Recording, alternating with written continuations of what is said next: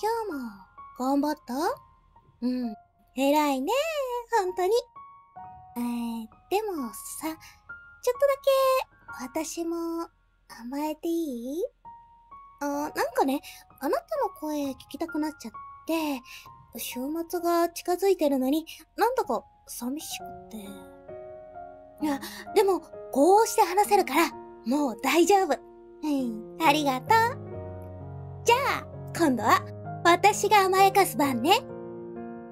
ぎゅってして、なでなでして、よく頑張ったねって、何回でも言ってあげる。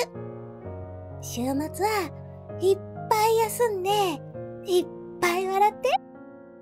私もあなたに甘えながら癒してあげるから。おやすみ。またね。